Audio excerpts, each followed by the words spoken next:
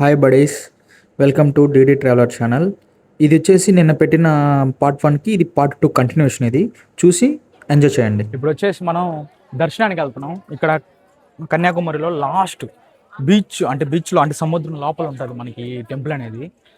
Almost మనం బోట్లో వస్తాం మనం ఈ టెంపుల్కి రావాలంటే. అండ్ వచ్చేసి కంప్లీట్గా దీని పక్కనే వచ్చేసి గ్లాస్ బీచ్ కూడా గ్లాస్ బ్రిడ్జ్ కూడా ఉంటుంది. చూపిస్తాను, అన్నీ చూపిస్తాను. ఇది వచ్చేసి టెంపుల్. ఈ టెంపుల్ పేరు వచ్చేసి స్వామి వివేకానంద రాక్ మెమోరియల్ అని అంటారు. ఈ పేరు అనేది ఎలా వచ్చిందంటే, స్వామి వివేకానంద గారు 1892లో భారతదేశం అంతా ట్రావెల్ చేసి లాస్ట్కి కన్యాకుమారికి వచ్చారు. అప్పుడు సముద్రం మధ్యలో ఉన్న ఒక రాక్ మీదకి స్విమ్ చేసి మెడిటేషన్ చేయడానికి వెళ్ళారంట. 3 రోజుల పాటు అక్కడ మెడిటేషన్ చేశారంట.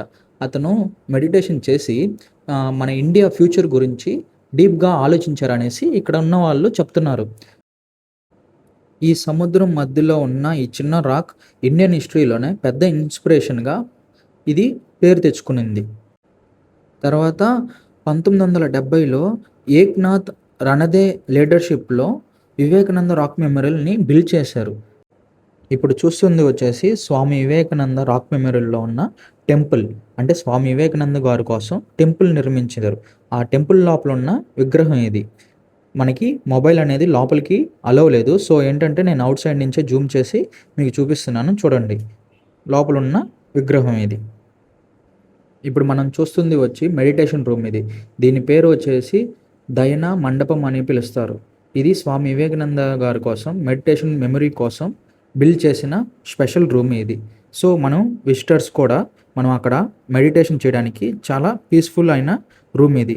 మనం మెమరీ అనేది బిల్డ్ చేసుకోవడానికి ఒక పీస్ఫుల్ వైబ్ ఉంటుంది అక్కడ. ఇది వచ్చేసి ఇక్కడ బుక్ స్టాల్స్ కూడా ఉన్నాయి.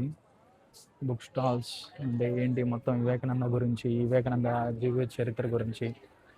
అతను వచ్చేసి వెళ్ళాడు. ఈ టెంపుల్ అంతా చూశారు కదా. బాగుంటే లైక్ చేయండి, సబ్స్క్రైబ్ చేయండి, షేర్ చేయండి మర్చిపోకుండా. నెక్స్ట్ వచ్చేసి మనం ఈ గ్లాస్ బ్రిడ్జ్ అండ్ ఆ తిరువల్లూరు స్టాచ్యూ అనేది చూడడానికి పోదాం. ఓకేనా. ఇక్కడ చూడండి, ఇది ఒకటి పెట్టున్నారు. ఇది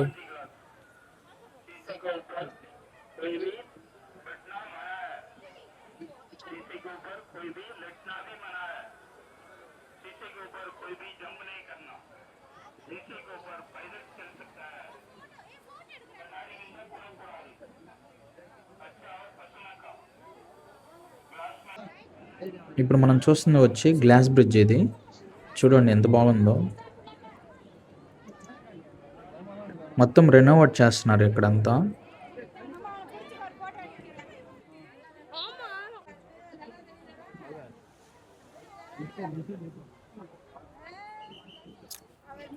చూసారు కదా గ్లాస్ బ్రిడ్జ్ని ఎంత బాగుందో. ఇప్పుడు వెళ్ళి మనం దానిపైకి వెళ్ళి ఆ పై నుంచి వ్యూ మొత్తం చూద్దాం. చూశారు కదా ఆ స్టాచ్యూని. ఆ స్టాచ్యూ వచ్చేసి తిరువల్లూరు వర్గానికి రెస్పెక్ట్గా అది కట్టారు. అతను వచ్చేసి ఒక నార్మల్ పర్సన్ కాదు. అతను వచ్చేసి తమిళ్ పోయిట్రీ అండ్ ఫిలాసఫరు. అతను తిరువల్లూరు స్టాచ్యూ అంట.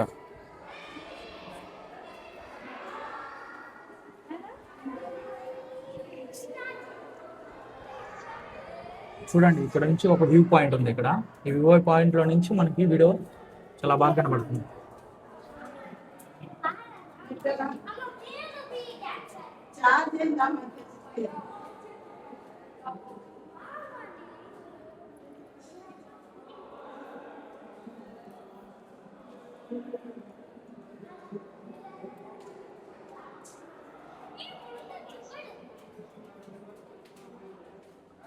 ఈ స్టాచ్యూ పేరు వచ్చేసి తిరువల్లూరు వారు స్టాచ్యూ అంట. స్టాచ్యూ వచ్చేసి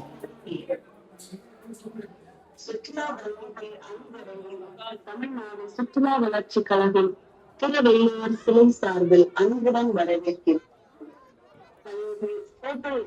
చూడండి వీడియో వచ్చేసి. Sorry. Wow, कितना सुंदर है ना? Take a photo.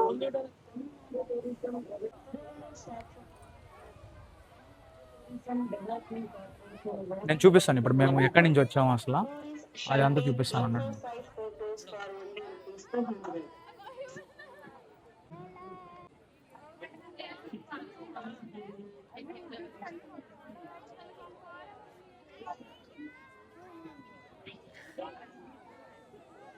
ఇక్కడ కనపడుతుంది కదా, ఇక్కడ బోట్స్ అన్నీ ఉన్నాయి కదా, ఈ బోట్స్ దగ్గర నుంచి మనం ఇప్పుడు వచ్చింది.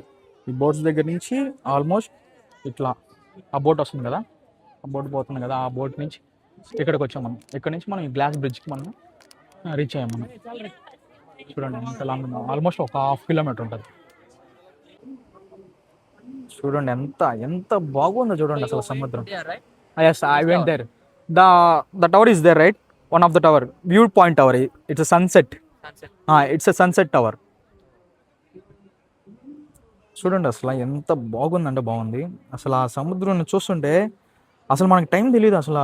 నేను నిన్న నిజంగా అయితే సన్సెట్ పాయింట్ కల్లా వెళ్ళినప్పుడైతే నేను చూస్తూ ఉన్నా. నేను చాలాసార్లు సముద్రం చూసా, కానీ ఇక్కడ అక్కడి నుంచి అంత పైనుంచి ఇప్పుడు నేను చూపిస్తాను చూడండి. అక్కడ నేను ఇప్పుడు జూమ్ చేసి చూపిస్తాను చూడండి. ఆ టవర్ కనపడుతుంది చూసారా, ఆ టవర్ పై నుంచి నేను నిన్న ఒక వీడియో తీశాను. సన్సెట్ అది. ఆ సన్సెట్ వచ్చేసి మనకు అటు సైడ్ అవుతుంది, సన్ రైజ్ వచ్చేసి ఇటు సైడ్ అవుతుంది. మనం ఇప్పుడు ఎక్కడైతే నేను ఉన్నానో అటు సైడ్ నుంచి సన్ రైజ్ అవుతుంది. అసలు ఆ టవర్ నుంచి చూస్తుంటే నేను చాలా సార్లు సముద్రాన్ని చూశారు, కానీ నాకు అంత ఫీల్ అనిపించలా. కానీ నాకు ఎప్పుడైతే నేను దాని మీద నుంచి చూస్తున్నానో అలానే టైం పాస్, అంటే దాదాపు ఒక 1 అవర్ దాని మీద నుంచి నేను అలానే సముద్రాన్ని చూస్తూ ఉండిపోయాను. నేను అంత బాగుంది అసలు చూడ్డానికి. మీరు చూస్తున్నారు కదా ఈ సముద్రం. ఈ సముద్రానికి ఒక స్పెషల్ ఉంది. దీని పేరు వచ్చేసి త్రివేణి సంగమం అని పిలుస్తారు. ఇది కన్యాకుమారిలో చాలా ఫేమస్ అయిన ప్లేస్ ఇది, అంటే సముద్రం. ఇది 3 సముద్రాలు కలిసే ఒక సముద్రం ఇది. అంటే 3 సముద్రాలు ఏమేమి కలుస్తాయంటే Arabian sea, bay of Bengal, Indian ocean. అందుకే ఈ ప్లేస్ని త్రివేణి సంగమం అని పిలుస్తారు. ఇంకోటి ఇంపార్టెంట్ థింగ్ ఏంటంటే ఇక్కడ చాలామంది వచ్చి స్నానాలు, హోలీ బాత్ అంటారు, ఇక్కడ సముద్రం స్నానాలు చేస్తారు. వాళ్ళకి నమ్మకం ఏంటంటే ఈ స్నానం చేస్తే ఇక్కడ ఆ పాపాలు, వాళ్ళు చేసిన పాపాలన్నీ పోతాయని వాళ్ళకి ఒక నమ్మకం ఉంది. మనలో కూడా ఎవరైనా ఎక్కువ పాపాలు చేసి ఉంటే వాళ్ళ పాపాలని ఇక్కడికి వచ్చి తొలగించుకోండి. చూడండి ఇది వచ్చేసి మనకి ఉంటాయి కదా poles, north, south, west, east అని. అవి ఇది అంటే ఎగ్జాక్ట్గా కరెక్ట్ చూపిస్తుంది ఇది మనకి. చూడండి అంత.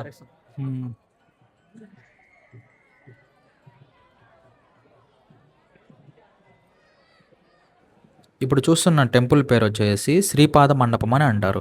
పురాణం ప్రకారం పార్వతీమాత కన్యాకుమారి ఫామ్లో ఇక్కడికి తపస్సు చేయడానికి వచ్చారంట.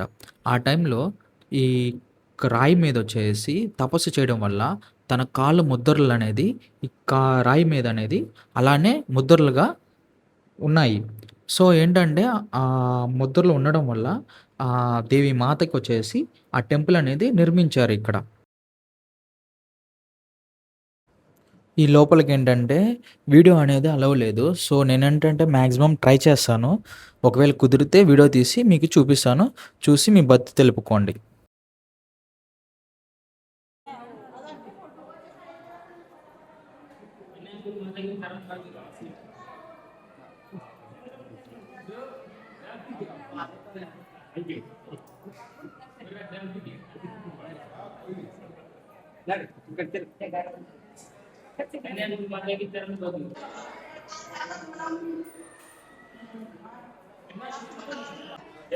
చూశారు కదా ఆ పార్వతీమాత అమ్మగారి టెంపుల్లో ఆ కాలు ముద్రలు అనేది.